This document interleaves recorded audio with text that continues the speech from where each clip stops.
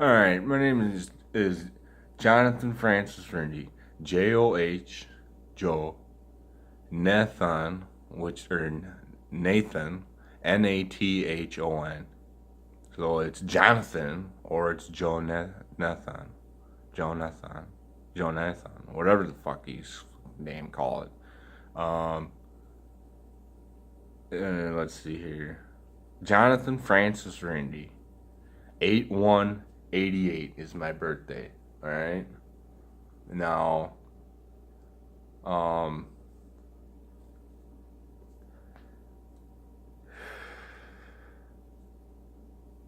anyways, so I got fucking leukemia back when I was,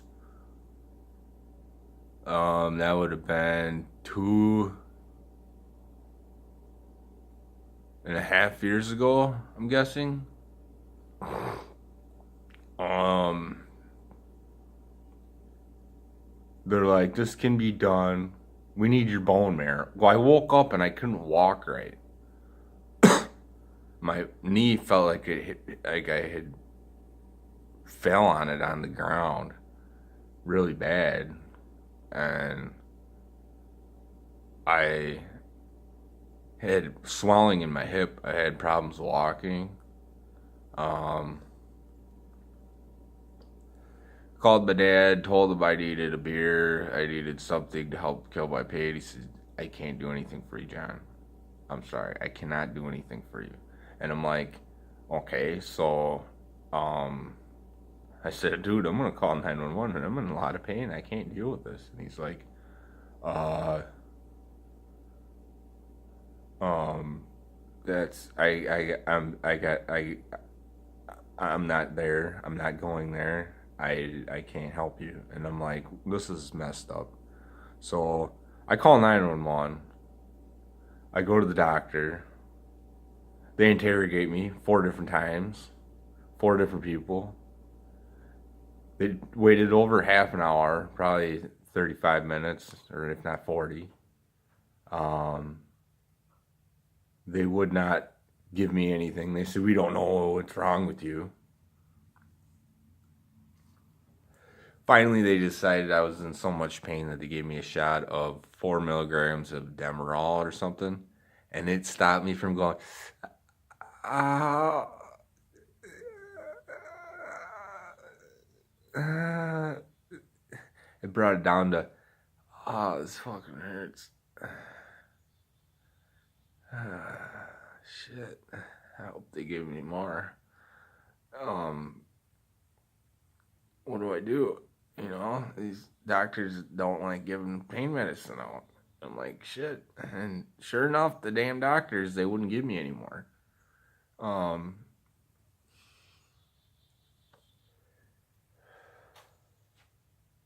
so they send me home. I go home. I still had pain. Um, the next day,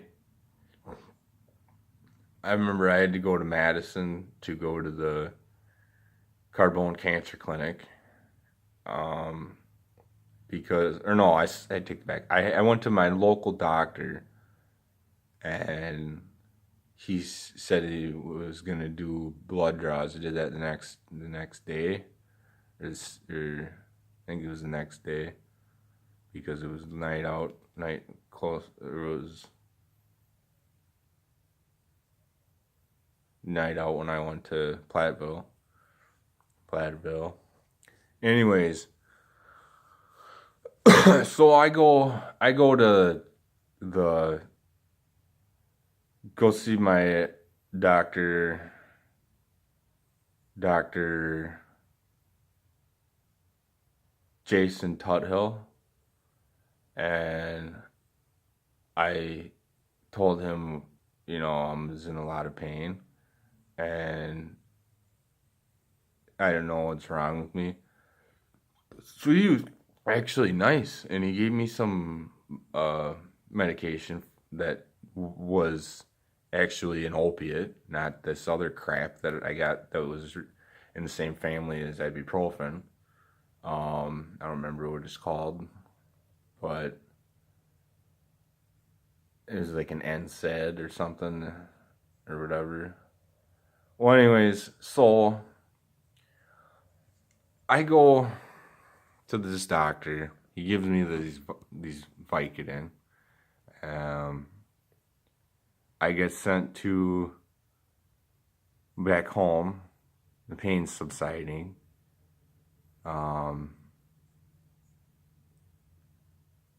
After that had happened, I get a phone call, and he's like, "Yeah, your white blood cell count is through the roof.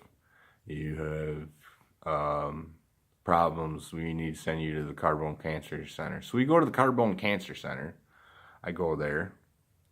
I go to see Dr. Emily Gerard.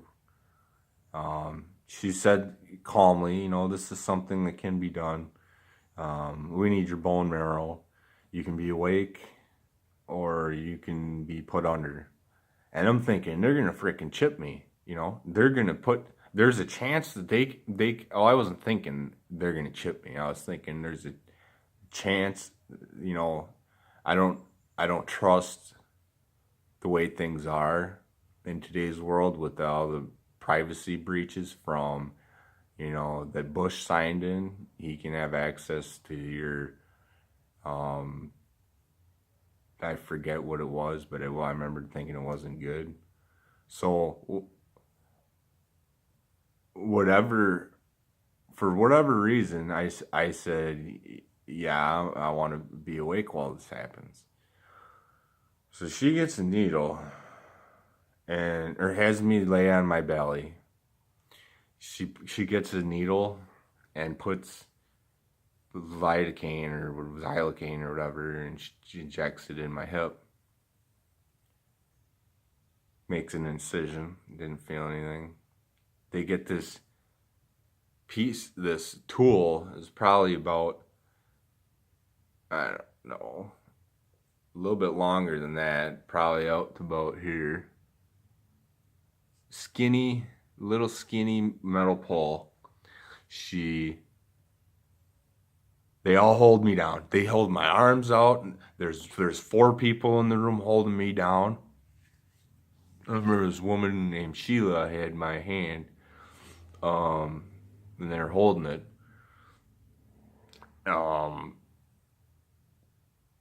And she begins to crank the shit out of this tool on my hip, and I can feel all of it. And I screamed, and I went,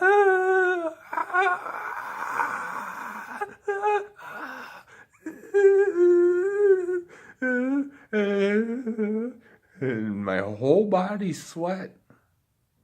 All of it.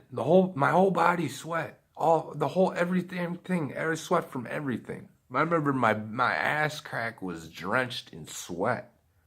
The pain scale was not only worse than a crushed hand that I have, it was not only worse than a cracked collar, than a ruptured spleen, or it was worse than a ruptured spleen, worse than a cracked hand, worse than snapping my collarbone.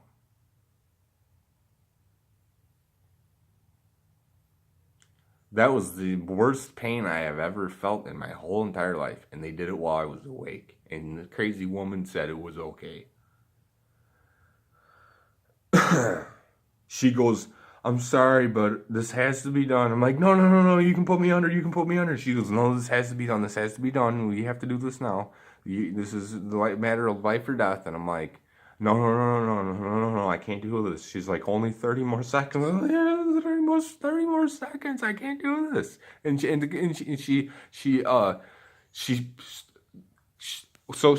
originally drilled, and then she went and she set the tool down, or she pulled the tool out, and she's talking to me. She goes, "Okay, only 30 more seconds." And then she went in again, and went and then stopped. So it was, not that much, but it still freaking hurt like hell. So this is the deal. I didn't hear anything for about 2 years. And then back in the beginning of June is when I heard, you know,